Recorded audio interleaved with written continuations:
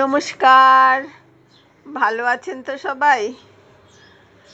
আজ আপনাদের কাছে চলে আসলাম নতুন একটা ভিডিও নিয়ে।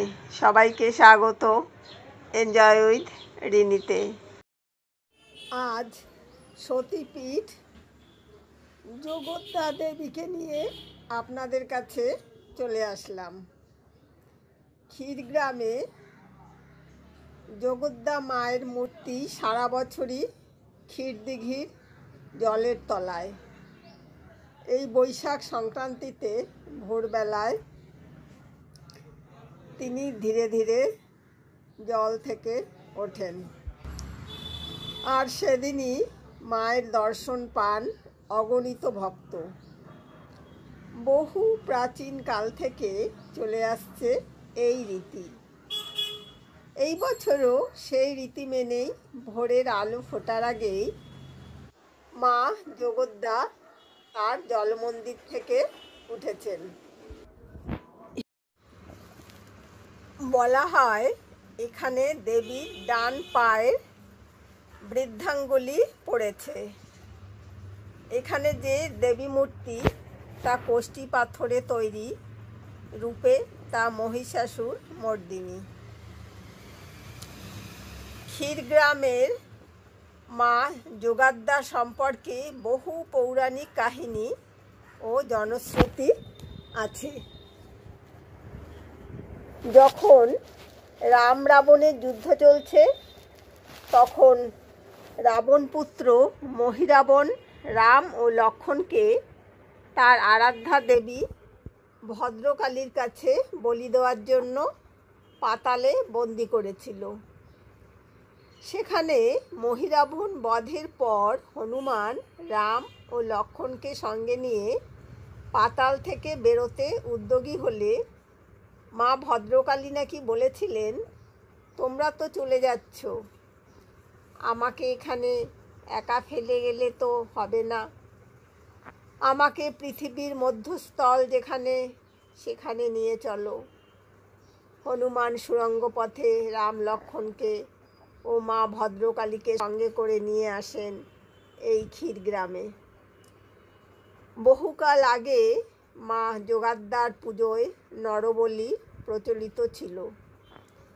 কথিত আছে দেবীর নির্দেশেই বন্ধ হয় সেই নরবলি, তার পরিবর্তে মহিষ বলি শুরু হয় এখানে।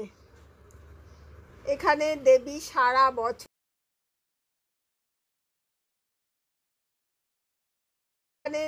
সারা বছর ক্ষীরদিঘির জলে নিমজ্জিত থাকেন।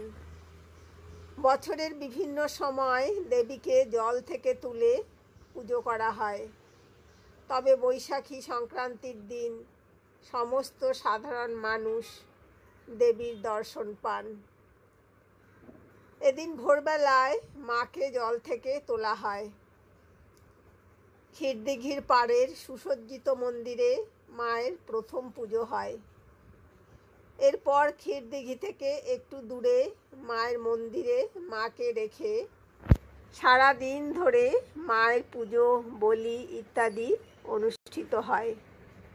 এদিন অগণিত দর্শনার্থী মায়ের দর্শন করেন, পুজো দেন। রাত পর্যন্ত চলে পুজো। রাতে পুজো শেষ করে পুনরায় জলে নেমে যান মা জগদ্দা। পরে জ্যৈষ্ঠ মাসের 4 তারিখে বিকেলে মা আবার জল থেকে ওঠেন। এদিন ক্ষীরদিঘির পাড়ের মন্দিরেই মায়ের পুজো ও বলি হয়। এই দিনও হাজার হাজার দর্শনার্থী ভিড় করেন মন্দির চত্বরে। রাতে অভিষেক ও বিশেষ পূজার্চনার পরে দেবী পুনরায় জলে চলে যান। কিভাবে পৌঁছবেন এই সতীপীঠ ক্ষীরগ্রামে? হাওড়া কাটোয়া, শিয়ালদা কাটোয়া রুটের যে কোনো ট্রেন ধরে কাটোয়া পৌঁছে কাটোয়া থেকে বর্ধমানগামী ট্রেন অথবা বাসে করে কৈচর স্টেশন অথবা কৈচর স্ট্যান্ডে নামুন। বর্ধমান থেকেও ট্রেনে অথবা বাসে কৈচর পৌঁছতে পারেন। বাস স্ট্যান্ড বা স্টেশন থেকে টোটো ধরে পৌঁছে যান সতীপীঠ ক্ষীরগ্রামে। এখানে আপনি রাত্রিবাসও করতে পারেন। ক্ষীরদিঘির পাড়ে মায়ের নতুন মন্দিরের সন্নিকটেই আছে যোগাদ্দা গেস্ট হাউস। মনোরম পরিবেশে এসি নন এসি দু ধরনের ঘরই ভাড়া পাবেন। দুপুরে নতুন ও পুরনো দুই মন্দিরেই কুপন কেটে মায়ের ভোগ প্রসাদ পাওয়া যায়।